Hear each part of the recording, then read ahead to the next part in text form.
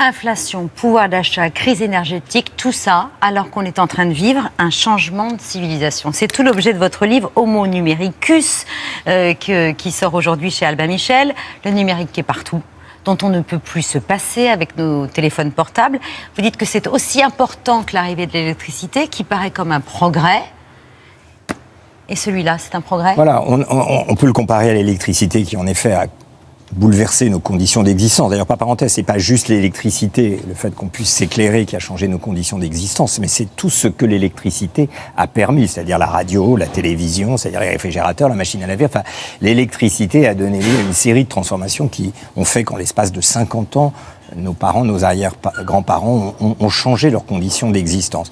La comparaison qu'on faisait parfois avec la révolution numérique, c'était un nouveau Gutenberg. On disait au début, il y avait un livre qui s'appelait La Galaxie Gutenberg, Nouvelle Galaxie Gutenberg, j'ai un peu oublié le titre d'un sociologue qui s'appelle Castel. Et on croyait ça au départ. On croyait qu'avec le numérique, on allait tout d'un coup produire une intelligence collective nouvelle. C'était le moment Wikipédia, si on peut dire. C'est-à-dire, on pensait que grâce à ça, on allait devenir collectivement beaucoup plus intelligent, qu'on allait pouvoir échanger des idées aux quatre coins du monde. Bon, 10 ans, 15 ans ont passé et on voit que c'est le thème du livre, c'est exactement le contraire qui se passe. On est dans l'abêtissement, on est dans les fake news. On a élu aux États-Unis un président qui a été élu à coups de tweets, de mensonges, de contre-vérités. Donc voilà, c'est ça ce livre. Qu'est-ce qui s'est passé ? On est passé d'une attente aussi merveilleuse, un nouveau Gutenberg, à quelque chose de tout à fait désespérant en réalité par rapport à l'attente qu'on avait. Désespérant parce que les technologies numériques nous déshumanisent et nous font croire qu'on n'a jamais autant échangé alors que c'est tout le contraire. Voilà, la révolution numérique industrialise les relations humaines comme la révolution industrielle, grâce à l'électricité, avait industrialisé la production d'objets. Donc Ford, quand il invente le travail à la chaîne, il dit « Qu'est-ce que je peux faire pour que mon ouvrier produise le plus de biens possible en un temps minimum ?» Donc il a trouvé qu'il fallait que les objets se déplacent et que l'ouvrier reste immobile.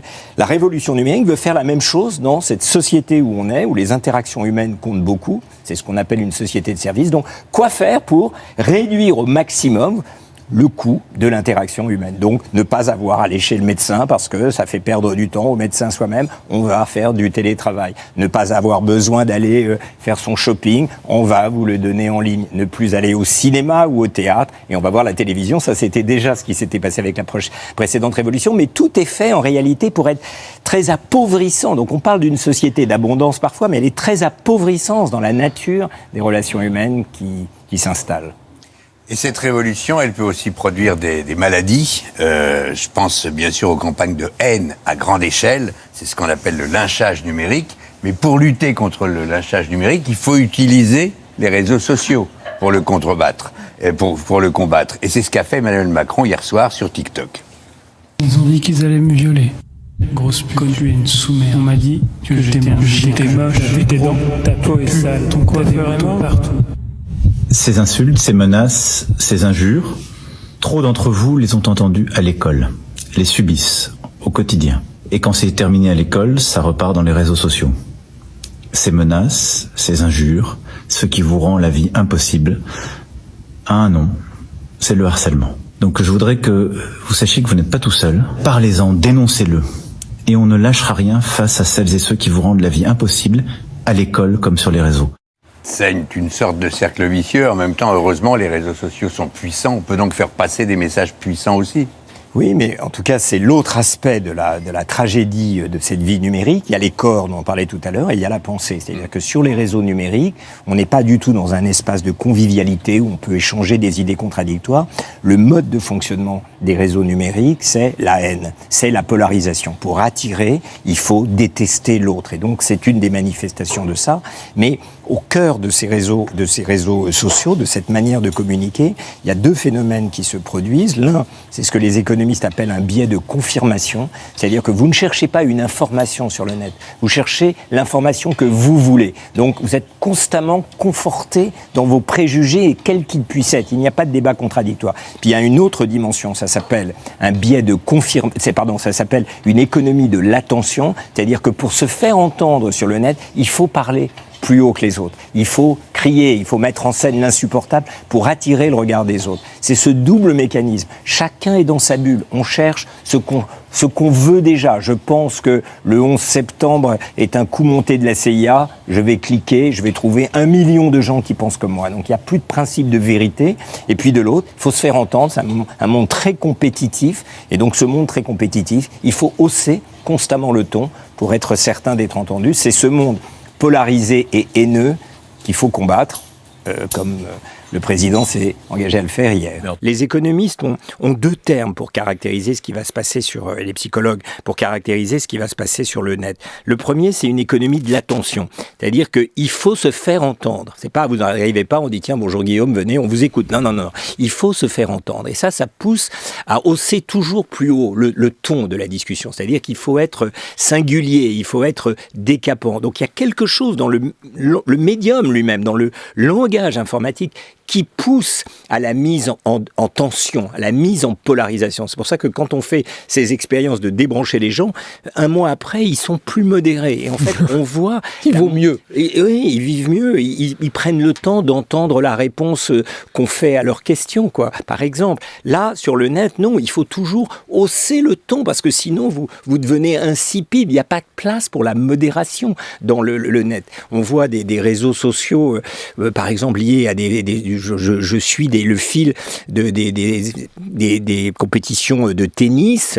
Les commentaires qu'il y a sur le fil sont d'une violence, enfin, où les admirateurs de Federer sont dans la haine la plus totale de Vous expliquez que lorsqu'on lance un système d'apprentissage sur certains forums, il devient immédiatement white supremacist. Ils sont pollués, parce qu'on peut pas, ça ne marche pas. Il n'y a pas ce respect d'autrui, parce que ça ne marche pas comme ça. Et puis il y a un deuxième biais qui est peut-être pire que le premier, que là encore les psychologues connaissent bien, c'est que en fait quand on va sur le net, on ne cherche pas une information. On ne dit pas tiens, qu'est-ce qui se passe, Gorbatchev est mort, etc. On va essayer de comprendre ce qu'était ce bonhomme. En fait, on est habité par ce que les psychologues appellent un biais de confirmation, qui est qu'on ne cherche pas une information qui va vous éclairer, on cherche l'information qui va conforter vos a priori. Ça, c'est un biais que tout le monde a, c'est-à-dire même les grands savants ont une idée sur le monde, ils vont essayer de la démontrer. Ils ne sont pas comme ça à regarder la nature et essayer d'en déduire des lois. Non, ils sont habités par une intuition et ils vont parfois y passer leur vie pour la démontrer. Sur le net, c'est une espèce d'orgie de confirmation qui est possible. Vous pensez que le 11 septembre, c'est un coup monté de la CIA pour faire je sais pas quoi, faire tomber les pétromonarchies, vous allez trouver des milliers, des millions de gens qui pensent comme vous. Donc si vous mettez ça bout à bout, vous voyez que l'espace public est fabriqué par les réseaux sociaux, là on ne parle que de ça, mais c'est très important, il est à la fois poussé à la polarisation pour se faire entendre, c'est l'aspect libéral du terme, et puis il est poussé à la fake news parce qu'il n'y a pas de débat contradictoire possible. Mais alors, est-ce que ça veut dire finalement que nous sommes aujourd'hui condamnés par ce numérique, par cette civilisation qui vient, Daniel Cohen, à la dystopie, à un monde qui est en grande partie redoutable et peut-être haïssable? Non, je pense qu'il faut prendre...